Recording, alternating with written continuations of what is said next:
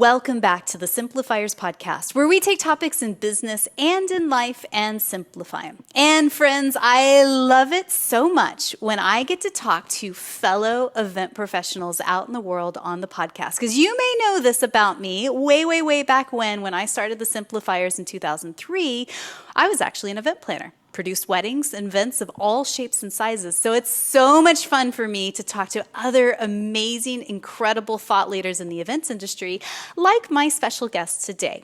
Her name is Jessica Zimmerman, and she is going to show us behind the magic Wizard of Oz curtain how to run a thriving floral business. Now, she's a floral designer, a business educator, and the owner of Zimmerman Events right outside of Conway, Arkansas.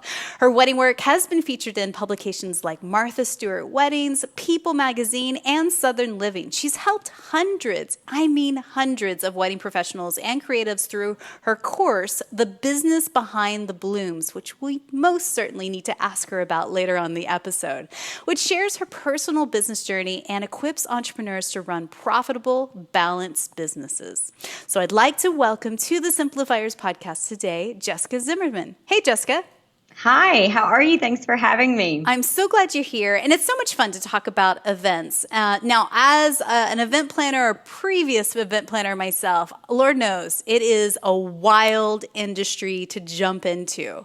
And you know this as well as I do. So many people get into the events industry because they're like, oh my God, this is so much fun. I just get to be at parties all the time. I get to play with flowers. Like, this is the dream job, right?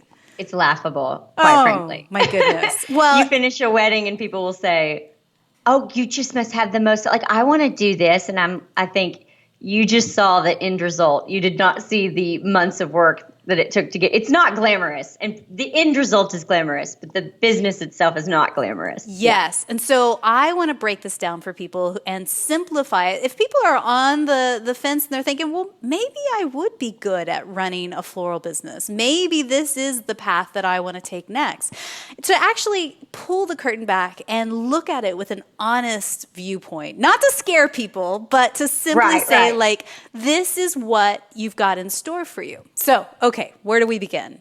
How and where do we begin if we want to begin thinking about the idea of starting a floral design business? I think with this, and this goes for any female entrepreneur, any entrepreneur really, you have to be really honest with yourself and ask yourself, do you want to be a legitimate business? Do you want to be a real business owner? Or do you just want a hobby and to have a pretty logo that's on a website? And by the way, both are okay. Both are wonderful options. But you do need to choose which one that you are going to do, because being a business owner means pulling up your big girl britches and being a business owner. You have to set business boundaries. What hours are you open? What hours are you not? And that might mean not like a physical space, but just what are the hours that you're going to answer your email? When can people expect to hear back from you? You're going to have to pay taxes. You're going to have to, do some of these things. If you're going to have a business name and you want to take it seriously, maybe it needs to be trademarked. You know what I mean? Like all of these things. It isn't just doing the craft. So it's not just painting a painting or creating a bouquet. And if that's all you really want to do, and because people are in business because ultimately they want to make money, right? They want to, there's lots of reasons why people are in business, but you want to make money to give you something, whether for me, it's time. I want as much time as I possibly can have. Time means more to me than money ever will. I mean, we can always make more money. We can't make more time. And so for me, if I can make money faster, well, then I have more time. And so you have to really ask yourself, like, why are you doing this? Like, not the why that everyone talks about as far as like, what's the why of your business? That's a whole nother topic. But like for you, why are you wanting to go into business? And if it's really because of just that you want to have an outlet for your creativity and you want to make a little money, not what the business world says is profitable, but you're okay teaching kids how to paint and making $20, even though the cost was $200 and the person paid you $220, you're fine with that. That's a hobby. A business is a different animal. And I think you first and foremost have to start there. And then if you decide business, before you open up those doors or push publish on that website, you need to learn the foundation of business. Oh, I mean, you could just drop the mic right there, because I think that's the truth behind so many of us. You know, I consider myself a creative. I started my business 16 years ago. I did not have an MBA. I mean, I certainly knew very, very, very little when it came to bookkeeping, filing my taxes, all the things, hiring and firing. And it's something that I've had to learn and teach myself over time. And I think that that's a lot of the case for many creatives. It's like, I just love doing my art, whatever that art is. And, you know, you don't know what you don't know. So when you start a business, you're like, well, it'll just be so great because I get to do my art. But the reality is there's so many more hats that you wear. Absolutely. And I think so many people just look at the possible profit and don't understand all the expenses that come with business. They just see, oh, I'm going to paint this painting and this is how much my canvas and the actual paint costs. And then this is what I'm going to charge, and look at all this money I'm going to make. And you're not factoring in your time. You're not factoring in a place that you need to do that at. You're not factoring in if you need childcare. I mean, there's so much that goes into it. And I think the thing about foundational business is it is the most important thing. And right then and there, if you're on the fence going, I kind of want to do this, if you aren't willing to learn the foundation of business, then there's your answer right there. It's a hobby. It's a hobby for you, because otherwise you're going to get yourself into some financial trouble. Yeah. And I know that from experience. So tell us a little bit about your backstory. When did you start your company, and what was been the process along the way to get it from something teeny tiny to something mega huge? So for me, and I won't spend a ton of time on this, I'll give you the very shortened version, but I lost my sister when I was little, when I was 3 years old, and I have lived my entire life. When you go through such trauma at such an early age, it changes you. Yeah. And my therapist says that I'm about a decade older emotionally than my physical age, which I believe him because I've always kind of felt that way. Yeah. But when you go through that kind of trauma, you live every day knowing that tomorrow is not promised. Like, you just know that. And people say that, but I don't think a lot of people really grasp it. And I just do. Like, I just know that tomorrow is not promised. I've lived my whole life this way. Yeah. So for me, time has always been the most important thing to me. And I did not care what the business was. I just wanted to own my own business. That's all I wanted, was to own my own business. And I would have sold knives for a living. I almost did. Yeah. I didn't care. And through my road, this fun little journey, I was offered to purchase a rental business, a wedding rental business. And I said yes, I bought it. And I had no desire necessarily there was nothing I was passionate about except owning my own business. That's all that I was passionate about. And that's where I think I'm able to really differentiate with people in the creative industry, is that they have a passion, man, and they're passionate about this, but they need to know the business. For me, it was like, I'm passionate about business, but I need to have something for my business. Yeah. You know, so it was just whatever came first. This is what came along. So I did it. And even though before then I worked for a family business and learned everything that I could, it was a retail business. This was a rental business. So I went into a rental business with really a retail kind of background. And there are things that they don't overlap. Right. And I was doing things, I didn't know how to run a rental business. And that gets you into trouble when you don't know what you're doing. And it was just I almost went bankrupt. And for me, it was basically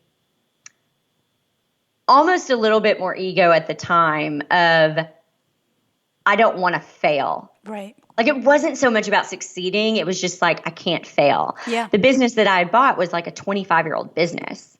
in this town. And I was like, I'm not going to be the one that runs it into the ground. Later on, after I actually took time, I basically went to the bank and begged for a loan. And I don't know why, by the grace of God, they gave me this loan. They had no reason to. I mean, you could see the numbers. It was like, things aren't going well. But I took that money and I learned the foundation of business. And I would go to CPAs and learn things. And I would go to workshops and I would learn how do you, a successful floral person, price your floral? How do you, all of these things. Yeah. And I just taught myself from the most basic parts. And there's some of the simplest things, but man, they changed. They changed everything. And within 2 years after implementing those things, I booked my first 6-figure wedding. And 4 years after implementing those things, I was able to completely 100% survive, pay all the bills, plus pay myself a 6-figure salary off of just 4 weddings in 1 year. Incredible. So you started to attract luxury clients who wanted a high-end product and, built a reputation and a brand. And now you are an educator for others in the events industry that want to grow and scale their floral business. Yes. Okay. So I want to shift gears a little bit and, let's take the rest of this episode to really focus in on how to launch and run a thriving floral business for those that are interested in that. So let's do it. What do you think are some of the common mistakes people make in the very first 5 years of their new floral business, besides not knowing how to run the business side of the business? Right, totally. I think that they haven't established simple things like, when am I working and when am I not? You cannot do this and just answer emails at 11 p.m. You just can't. You're training. You have to train people how to work with you, and that doesn't work. Also, you're going to continually feel this pool of, I'm failing as a mom and wife. I'm also failing as a business person. I don't feel that way, because when I'm doing business, I'm doing business. When I close the computer and walk out the store, that's when I become a mom and a wife and a friend and all of that. Yeah. So I have very clear boundaries. So I think that's number one.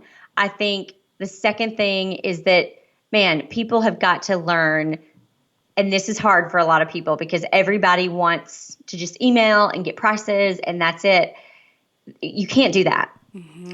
People are going to look at your prices and then they're going to price shop. And that's not the way this works. You have got, people buy from people. They do. This is back to the foundation of business, the foundation of sales. People buy from people. So whether you do a Skype call, a Zoom, a Google Hangout, or you meet them in person, they need to see your face and you need to be able to see their face. So that when you say something, if they have a nonverbal reaction, you can read it and you can educate them on why you do what you do, why it costs what it costs. So I think that's a huge red flag that people are doing, is they're just emailing prices and then they're ghosted. They never hear from these people again. And I'm like, well, of course you're not going to hear from them again. And then you need to be the expert and say, this is how this works, not let them, drive the train. You need to be driving it. So let's unpack that. Okay. Sure. Let's talk first about pricing, because that's where we're just at right now. This is huge. And I certainly saw this when I was an event and a wedding planner as well, is that when people are shopping for price, they are literally comparing apples and apples by a number and not by the actual experience and design aesthetic that you uniquely bring to the table. And so you're 100% dead on. I 100% agree with that. So what happens though is that, a bride or a groom is searching online and they're surfing around to 5 different websites and they call the top 3 and they're just like, they don't know what they don't know. And so you do have to guide the ship and help them. Like, this is the process for picking a great floral designer. This is the process for making the best decision with your money. I mean, how else do you do that? Do you suggest that your clients set up discovery calls or meet in person? What's the very first point of contact in your mind? Well, I'm going to answer your question, but I want to address the fact that so many people that are getting into this business now, what they want to do is they think, I'm just going to look at someone else who's doing this successfully and imitate what they're doing. Copy, and so paste. they've got to they've got a pretty bouquet on the cover of their website, so that's what I'm going to have, and those kinds of things. They're putting so much thought into the Instagram platform when brides are not on Instagram to book weddings. They're just not. Yeah. They're on there to like comment on their friend who had a baby or whatever, or to post a picture of them wearing their engagement ring. Mm-hmm. So you've got to first shift your mindset that your website is the number one place that you need to be focusing on. And that website you need to look at that not from the perspective of how can I look great, or I just need to do this, how this person's doing it. How are you going to answer your clients' questions? Because that's really what your website should be doing. It should be from the second that they land on it, that person needs to feel at ease and comfortable and feel like, oh my gosh, like my questions are already being answered. Oh, so this is how this process works. Okay, great. So all the other ones I've been on, it's just been like, click this contact page, but you're actually explaining exactly how this goes and how this works. And you want to give them plenty of action calls to contact you. And then once that happens, guess what? You need to have automation set in place that sends them a wonderful email that when they can expect to hear back from you. We even change our wording to a sense like, we will review your stuff and get back with you and let you know if we're available for you. It's not like we've got all these dates available and we try to make it a little vice versa. Like we're in control of it. We're choosing if we want to work with you or not. This isn't the other way around. And so when people start to feel that scarcity and they see how professional you are, and man, all these other people that they reached out to are just emailing back like a sentence or two, and you're sending me a media kit and a calendar to schedule and all of this stuff. Like, okay, you're going to be able to take care of me. Like my stress about this is already starting to go away because it looks like you know what you're doing. Yeah, and that's the truth. And even if you've only been in business for a few years, there are certainly tools and technology out there that can help aid this and ultimately simplify the process for your prospective clients to go through it. Because that's the end of the day. I mean, that's why we called our company the Simplifiers way, way, way back when, is because when you're hiring somebody, you want it to be simple. You don't want it to be complex or there to be big question marks on what's the next step in this process. Right. And just to point a highlight on what you said there. Yes. So there's technology like integrating scheduler calendar links into your website. So if that first step is to book a 15-minute free discovery call with you, and they click the link right in the website. Oh, I can talk to Jessica at 10 a.m. on Thursday. Boom, boom, boom. It's not waiting for Jessica to reply back. It's like, oh, I'm in her calendar. Boom, it's done. Right. Like, it's done. And think about from your ultimate ideal client's point of view, like what would make her life easier? What would make it so good that she's like, oh, I've just gotten that to-do list checked off. I'm going to talk to her tomorrow at 10 a.m. Brilliant. Yeah. So a couple of tools that I recommend, and we'll put these links in the show notes for everybody to check them out. I use oncehub.com, but there's also calendly.com. And, these are our free or super cheap tools that, just again, make the customer experience super slick for them. Right. Yes. Yes. We use Acuity scheduling. It's $10 a month, and it's so wonderful. It's kind of like Calendly. When people go to it, and it's not like you're available all day every day. That's they can see, oh, she's available for 1 hour next week, and then she's not available for 2 more weeks. So it does make them go, I got to get in there. Right. And then what happens is they switch up their day and their schedule to meet you, rather than asking you to meet them on a Sunday at 4 p.m. Exactly. And that's the truth behind it. Because here's the thing, is that when you start your own business, you are stepping off the hamster wheel of the corporate 9-to-5, working for somebody else. But then the problem is that you step into your own hamster wheel. And if you don't take time to really create the right hamster wheel, then you are literally just creating the same rat race over and over with your own business. And you now have become your own horrible boss that's working at 9:00 at night on a Tuesday. And that, I think, also takes a shift in your own mindset as the business owner as well. So what do you think about that? Like when somebody is like in the first 5 years of their business, they don't have a portfolio yet. Should they just take any old job that comes through? What are your thoughts there? I mean, listen, everyone's situation is different. I think that there are definitely people who they may not have a second income, or they may not have another job that's supporting this, and maybe they have got to pay their bills, so they've got to take it. But you've got to be really strategic about what you share.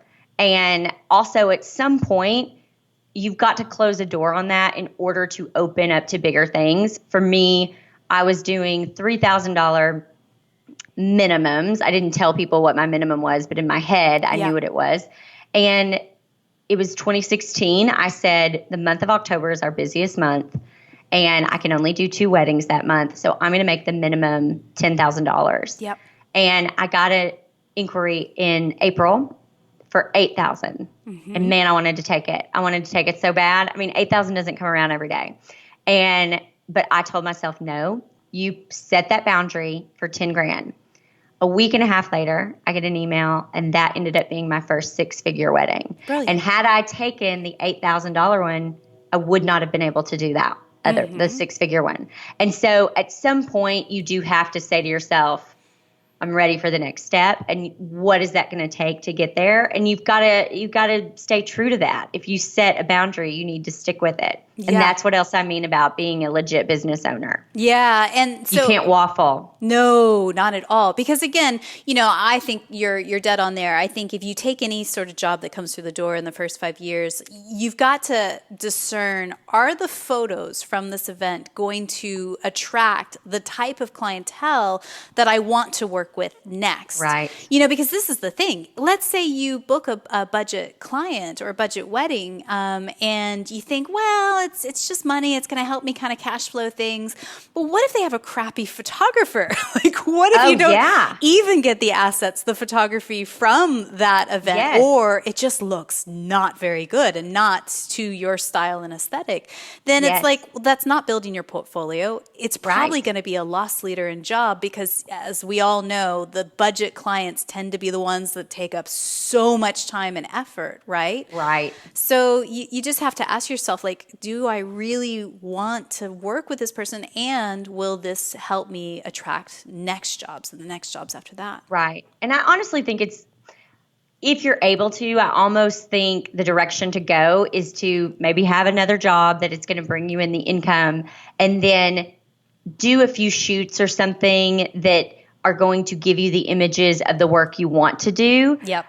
I think that's a really good idea. That's honestly at one point what I did to kind of transition from having the rentals to just a floral studio. Yeah. Also, being a legitimate business owner in the wedding industry, you have to understand that images are everything. They're everything.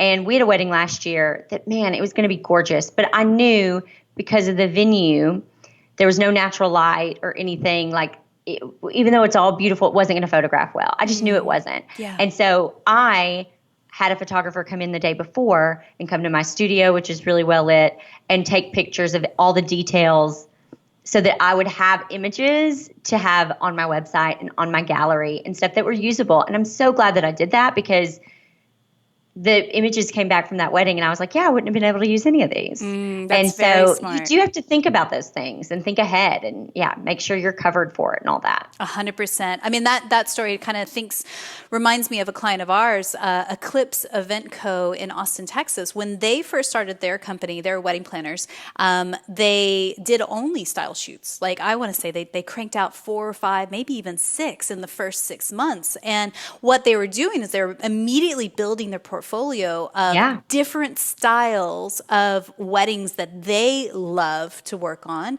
so that they can start attracting that business back. And, styled shoots are so valuable for people in the events industry, because you can then start to collaborate with other like-minded event vendors that are also trying to build their portfolio and also try to attract that specific type of bride or groom. So I highly recommend, thinking about that as a worthy investment in your business right in those first couple of years, so that you can build that portfolio and have that great website.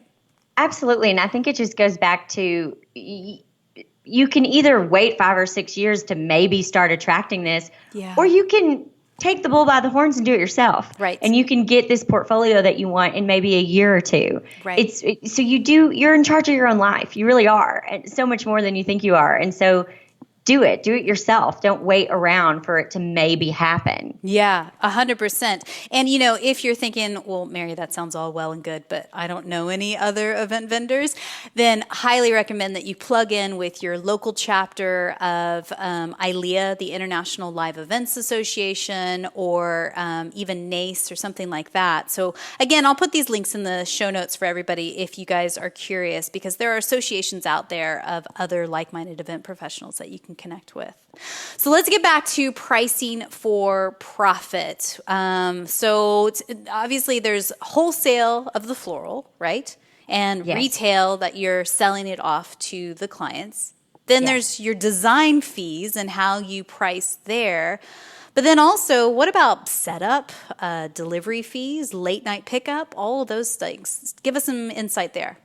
So I think the number one area where people in the wedding industry are losing money is with setup and delivery, like hands down. That's what's happening. Because once again, you've got to think about your time, and you've got to think about the time that it takes not only throughout the week to prepare for what you're going to be executing and producing, but the day of and all of these things. And so many people, they just take into consideration the cost of the flowers. Yep. And then they charge maybe a 10% or a 20% fee.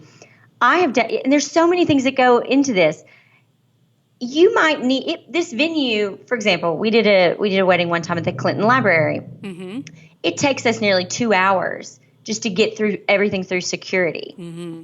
So maybe the wedding itself would have taken 2 hours to set up, but now we have to factor in how many people are on the team here, and that we have to go through an additional 2 hours, and like these people have to be paid for that. And all of these things. What are the meals people need to eat? So there's so much that you've got to think about. So you have to look at each wedding completely individually from scratch. I created a spreadsheet for setup and delivery, and I've had weddings before where the setup and delivery was almost as much as the floral itself, because it was on top of a tiny hill, a dirt road, and they wanted all this stuff, and we had to have 4 vans. I mean, it was crazy, but that's what it costs. And when you have that broken down and you're able to show them, this is what we're going to need to do it, and here's it broken down. Now, listen, when I price floral and the design part, I'm very, very vague. It's like, here's all of your bridal party and here's your total. Yep. And here's what you're getting for that. Yep. But when I price setup and delivery, it is as detailed as possible, because they need to really see why this costs what it costs. They really do. They need to see the mileage. They need to see I have 8 people on the team, and I'm going to have to feed them 3 meals that day, or whatever it is. And so we have a spreadsheet inside the Business Behind the Blooms that just, boom, you plug in a few numbers and it just calculates what you should charge them. And it took me 2 days to create that spreadsheet, but it was such a game changer. And now I know every time I leave a wedding, like I just made money on the setup. Yeah. Which is a wonderful feeling. Yeah. And I mean, again, I'm guessing that if you are starting your own floral business and you're listening to this episode, you probably don't own a big moving truck. You probably, nor should you. You probably don't own yet any sort of refrigeration units or have a big fancy studio to start designing these floral arrangements in, right? So you have to build those hard costs into each event that you pitch and put a proposal together for, just a percentage or, a portion of it if the overall company is absorbing those costs. But yeah, I mean, this is not something that should go down without the ability to make profit on. And then absolutely. Also, again, I know I'm preaching to the choir here with you, Jess, but it's like, if your venue requires that you load out the same night and that things can't stay overnight, then you're thinking after about hours. Right, after hours pickup, or like red alert kind of pickup fees and things like that. Or if you have to load in at 2:00 in the morning to get the mandap set up correctly, whatever it is, like really think about that through.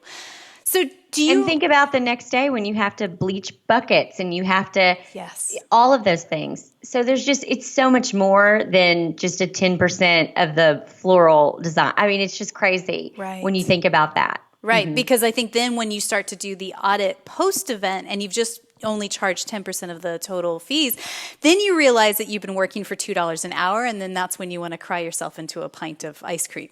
Or that you've just paid them to Yeah. do it. Like you've lost money, which is the case for most people with setup and delivery. Yeah, and I wonder then, with most of us, if ever you've ever been in a situation where you thought you priced it right, but then you're like, oh, crap.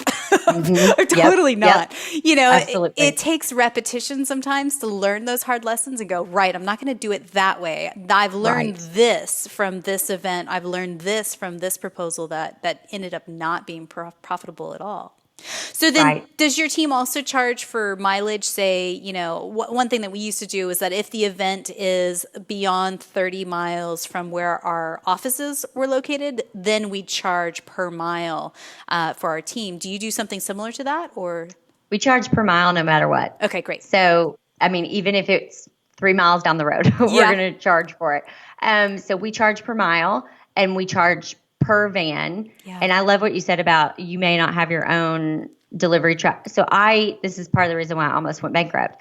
I had a delivery truck, I had a delivery van, because I thought owning versus renting was a smarter plan. But when you do that, you're in charge of everything, the insurance, and you're in charge of all the upkeep and the maintenance. It is so much easier and it is so much better to just rent per event. And let's say you're renting a U-Haul for $50. You can charge your client $100 per U-Haul. And we need 4 of them. And it's going to cost me 59 cents a mile, but I'm going to charge my client $1.50 a mile or whatever it is. Right. And that's how you make money. And they just look at that and go, okay, yeah, it is that many miles. Yeah, you do need that many vans. I see that. And then they can't argue about it. I get very little pushback about setup and delivery because it's all so clearly laid out for them. Well, and then again, think about the time and effort and staff that you will need to employ to go pick up the van and to drop it off and to refill the fuel.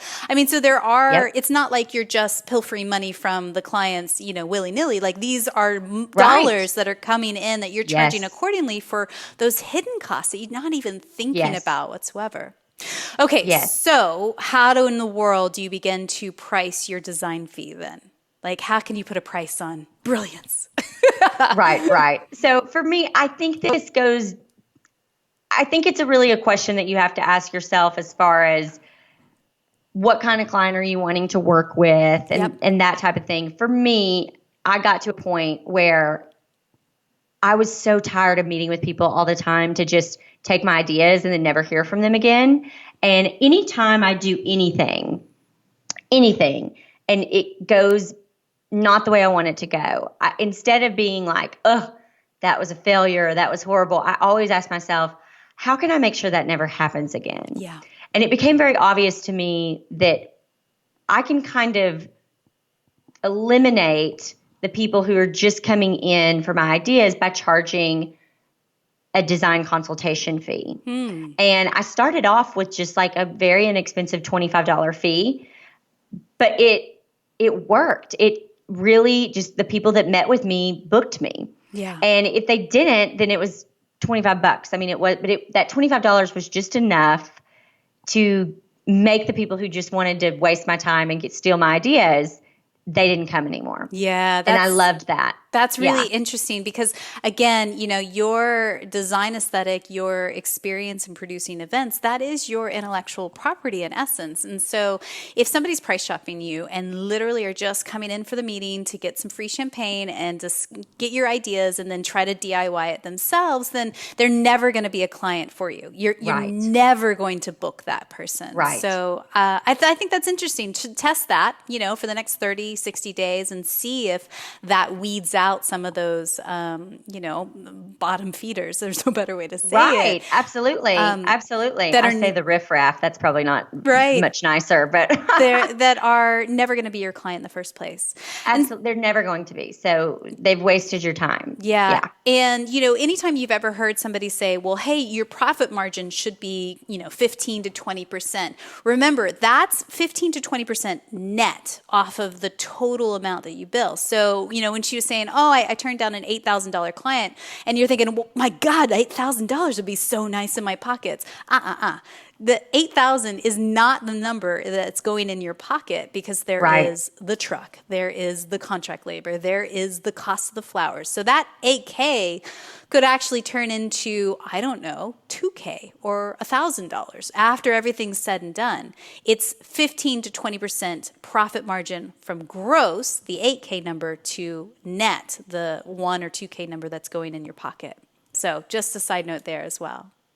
So you talked about boundaries. I love that. And I think it's so true because, when you're just starting out, you are wearing all the hats. It's hard to shut it off. You're maybe working from home. And so you've got your stuff laid out on the kitchen table. It's hard. So what are some simple tips there on how to really, truly create those healthy boundaries? I think a couple things. I think that you absolutely have to have a space that is dedicated to working. If you can, if you can in any way, shape, or form, have it be a room with a door. Yeah. So that when you're done working, you can close that door and you don't have to see your work. Like, don't just do it at the kitchen table. Now, if you live in New York and you're in a studio apartment, I get it. Yeah. You may not have an option, but maybe you have a desk, like a secretary, that you can close when there needs to be some sense of, we're shutting down work. Your brain actually needs that. There's this study about how there's so many people who are just in active wear all day, and then they go to bed in their active wear and they have a hard time sleeping. But if they will change their clothes into pajamas, they have a better time sleeping. It's the same thing. I shut down my computer. I don't have email on my phone. There's no way for a client I have a work phone and a personal phone. And when I leave work, that studio phone stays at work. It's turned off and it stays here. And I don't turn it back on until I come back to the studio. So I have really done everything that I possibly can to separate the two. But I think if you're working at home, you need to try to have a room with a door that you can shut off. Yeah. You don't have all the stuff on your phone. Don't be available all the time. That's right. Choose the hours that you're available and do that. And then if you are a mom, and I say this with all the love in the world because I've got 3 young kids, you've got to know that nap time is not enough. Like there's that nap time never lasts as long as we want it to, ever. They start crying and we're like, what? You just went to sleep. Like, I got nothing done. And so you've got to invest in a little bit of childcare. And even if that is 1 day a week for 4 hours, you will get more done in those 4 hours than you will all week long trying to do it a little bit here and a little bit there. That's just the truth. And you have to, if you're going to be a successful business person, learn to outsource childcare. You may have to outsource housework at some point in your life. You may have to outsource certain jobs to a team member, but you've got to outsource a little bit of childcare if you really want to get a business running, because you just can't do it. And you're going to feel bad about yourself. Yeah, you're going to feel guilty either place that you're at. If you're at home with the kid or if you're trying to focus at work, 100% agree with that as well. And, get clever here, because if you can't afford the cash to spend for childcare or whatever, do you know 1 or 2 friends who also have kids that are roughly in the same age that you can do a kid swap, where I'll watch the kids for 4 hours on a Monday and then you watch them on Tuesday. And you make it work. And I think, you might be surprised to find that when you laser focus in and give yourself that gift, you can get so much done in such a short amount of time, because you're like, girl, I'm on the clock. I got to go. I can't waste my time looking at Instagram or, doing a mindless task. You've got to get your stuff done. So yes, I love that. It's great advice. So then how about reducing email stress? Like, how do we take back control of our inbox really as an events professional? What's 1 or 2 tips there? Well, you have to be proactive and not reactive. And man, email, I find so many people, and I get it, they think that they're being productive. They think that they're people need answers and their answer. But it's like the first thing they do when they wake up is they start opening and reading and answering emails. First of all, that's not the way to start the day. Nope. I get to the studio around 8:30, and I do not open my inbox until about 1 p.m. You need to get done your work first. I'm not saying that the things in your inbox aren't important. They are. There's some things that are important, but then you need to have a strategy behind that, and you need to go into it with a plan of attack. So get what you need to get done. Get that done in the morning, because that's when you're going to be at your best, at your freshest, all of that. And then after lunch or whatever, then you can go in and you need to have a plan of, okay, I'm going to take 30 minutes and I'm going to respond. And so what you do is, man, if you can get something answered in a couple minutes or less, even if the answer is, got your email, you will hear from me no later than next Friday. Right. Great. They've heard from you. Anything you can answer in 2 minutes or less, like, get it done. And anything that still needs your attention, leave in your inbox.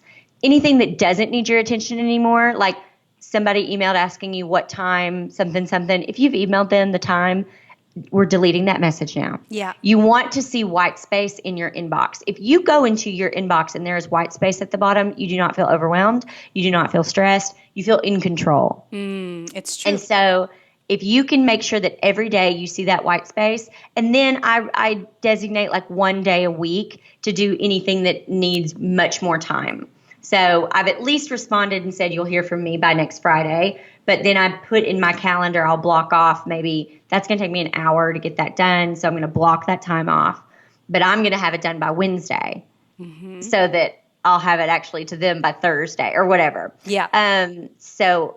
But yeah, just have a system. And man, if right now you're listening and you're like, my inbox is out of control, what you have to do is just take a day. Just take a day and just make you some folders and either distribute or erase. I mean, I did that at one point. I just pushed Control All and just deleted everything and started from scratch, because if somebody really does need you, they'll reach back out. But right. I all mean, the ones that you have there from 4 months ago, 6 months, you don't need those anymore. So let's just get rid of them. that is the truth. Everything from 6 months on, just archive. If you're too scared to delete, 6 months and older, just archive all of that right now, because that is long gone. It's long gone for the deadline there. So you talked about building a foundational business. So we're talking, how to make sure you've got good legal contracts, setting up revenue goals that you're tracking every month or every quarter, all these things on how to be a better business owner. And I just want to remind everybody that's listening, if this is of interest to you, I highly recommend checking out Jessica's course, The Business Behind the Blooms. And I believe the cart is opening so you can be part of this fall, coming up really, really soon. So make sure to check our website for links to that, thesimplifierspodcast.com, and find the show notes so you can click through. And really, again, it's just a matter of educating yourself. You don't know what you don't know, and that's okay, girl. Like, you just have to get up to speed with these things, because that's it. 90% of businesses fail in the first 5 years, mostly because of cash flow, not understanding the foundations of running a small business. And so don't be the 90%. Get yourself the education you need. So, Jessica, where do you like to hang out the most online? Where can people find you and connect with you? So they can go to ZimmermanEvents.com. Perfect. That is my website. You can find out a whole lot there. I blog about 3 times a week there. I have a podcast that's coming out in November called Zimmerman Podcast. And then I'm on Instagram at Jessica Zimmerman _ Fabulous. Again, we'll put those links in the show notes for everybody. And so you can connect with Jess and ask her more questions and get more information about her course and things as well. So Jess, tell us, what's one book or blog that you're reading these days that's either inspiring you or maybe even poking holes and challenging your belief system a bit? So a book that I read that is just, I thought, life-changing was Ask by Ryan Levesque. And it was just such a wonderful look into, listen, if you don't know the answer, like, stop wondering, just ask. It's not that big of a deal. And from the day I read that, it totally changed everything. To this day, I mean, anytime I have a question, or I think, for example, we have a new course coming out in January called Know Your Numbers. And I thought, I wonder if this title or this title would resonate more. I just asked my past students, just surveyed them. And there was such a clear winner. And it wasn't the one I thought. Like, it wasn't the one that I would have gone with. And so I'm so glad that I asked them. And so I just think that that's just a great read, especially for any entrepreneur. Yeah, definitely. I love that one. Ryan's work is so great. We'll put the link in the show notes for you guys so you can check that out as well. So tell us, who's one person that you just feel is up to brilliant things right now? Somebody who's in your network, somebody you know personally, that we could shine a spotlight on, and who knows, maybe even interview them on the podcast in the future. Yes. So this is an interesting question. So this has nothing to do with what I do or anything, but I have 3 kids at home, and I was starting to feel like every day at 4:00, I was exhausted, and I picked them up at 3:30. Yeah. And so I'm talking get in bed exhausted. And what I realized is I have never learned how to properly fuel my body. I work out. I think I'm eating healthy, but clearly wasn't fueling my body correctly. So I hired a nutritionist, and she's in Orange County, California. Her name is Cara Clark, Caraclark. And I think her website's Cara Clark Nutrition. And she has got some free program downloads and all of that. But she has really just changed my life in a couple of months, and where I'm able to have full energy from 4:30 in the morning to 8:30 at night. And it's just the thing. I basically said to her, treat me like I'm in kindergarten, because she started saying, you aren't combining enough macros. And I was like, I don't know what that is. Right. And that's the thing. Like, I just think about education. I'm all about stay in your lane. Listen, I know business left and right. I know the wedding industry left and right. But I'm the first one to admit I don't know anything about nutrition. And so I could either learn the hard way, or I can hire someone to teach me in a couple of months. And then I have that knowledge and can act on that knowledge for the rest of my life. And that's what I think is so powerful about education today. It's incredible. Yeah, you have to surround yourself with people who are smarter than you in different Absolutely. aspects of your life, so that you can up-level as well. Cara sounds great. Yes. Well, we'll link to her in the show notes as well. So, Perfect. Jessica, I believe that gratitude and simplicity go hand in hand. Tell me, what's one thing you're grateful for right now in your life? I'm really, really grateful for, of course, the time and being able to have my own schedule. My husband was really sick a few years ago, and I'm really grateful that he's good, and that the kids are good, and that I have a job where I'm able to provide an income for our family that supports them fully. And I'm also grateful that I have a husband who's so supportive of that. And I'm also grateful that I'm able to take off whenever I need to, if a kid is sick or anything. I'm just really grateful for this life. Yeah. Yeah. So again, you guys can connect with Jessica online at zimmermanevents.com. Now, my last question for you today is this. And again, Jess, thanks so much for your time and sharing, really, truly sharing the truth behind this, because it's not easy. It's not easy whatsoever. But when you get it right, it is so good. So someone somewhere is listening to this episode right now, and she's super inspired. She really wants to start a floral business. She's feeling a little bit overwhelmed by all the things and a little bit scared. What's one thing that you could whisper into her ear right now just to encourage her in this moment?